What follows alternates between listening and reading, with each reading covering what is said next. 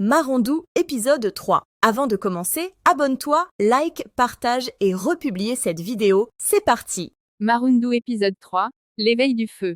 Elle leva un regard incandescent vers lui. Ses mains tremblaient, son sang bouillonnait. Une seconde plus tard, elle se leva d'un bond, agrippa le couteau et d'un geste vif, trancha un doigt de son mari. Un hurlement déchira le silence. Il s'écroula au sol, se tordant de douleur.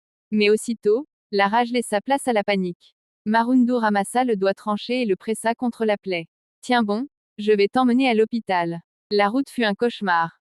Son mari hurlait, du sang tachait sa robe, mais elle tint bon. À l'hôpital, les médecins parvinrent à recoudre le doigt. Il garderait une cicatrice, mais il ne le perdrait pas. Le lendemain, la nouvelle se répandit comme une traînée de poudre. Huguette, alertée, tenta de le voir en cachette. Mais lorsqu'elle arriva chez eux, elle trouva Marundou posté sur le seuil, le regard noir. Toi, sans attendre, Marundou lui agrippa les cheveux et la tira violemment vers l'extérieur. N'approche plus jamais de mon mari, cracha-t-elle. Huguette, humiliée, quitta le quartier quelques jours plus tard. Et le mari de Marundou, lui, devint bien plus sage. 2 ans plus tard, Marundou donna naissance à leur deuxième fille. Retour au village, un nouveau danger. Un jour, alors qu'il contemplait ses enfants, son mari, envahi par la nostalgie, déclara: Il est temps d'emmener nos filles au village. Elles doivent connaître mes racines. Marundou ressentit une étrange appréhension, mais elle ne dit rien. Dès leur arrivée, le danger refit surface. La belle-sœur aînée, celle-là même qui avait tenté de sacrifier leur premier enfant, observait la famille avec des yeux trop brillants. Marundou savait qu'elle préparait quelque chose. Puis tout bascula. Le nourrisson tomba malade, sans raison apparente. Son petit corps devint faible, son souffle court. Marundou sentit la peur l'envahir. Elle comprit. Elle a mis un sort dans son biberon. Elle se rua vers son mari, qui fixa sa sœur d'un regard glacial. Rends-moi mon enfant. La femme sourit.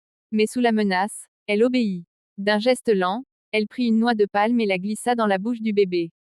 Quelques instants plus tard, le nourrisson poussa un cri et retrouva ses forces. La rage de Marundou bouillonnait. Mais son mari prit une décision radicale. Il emmena Marundou et leur fille voir les féticheurs du village. Sous les rites ancestraux, ils protégèrent le corps des enfants, leur appliquant des mixtures, murmurant des incantations anciennes. Marundou observa tout cela, avec méfiance sans dire un mot. Mais un autre piège se tissait.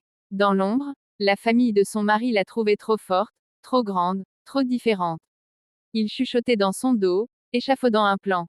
Nous devons trouver une autre femme pour notre frère. Marundou se doutait de quelque chose. De retour en ville, elle se rapprocha de sa mère, Paulette, et de sa sœur, Colette, espérant qu'elle l'écouterait. Mais elles lui tournèrent le dos. Elle était seule. Alors, elle prit une décision. Elle allait fuir. Mais comment s'échapper? Marundou sourit lentement. Elle avait un plan. À suivre.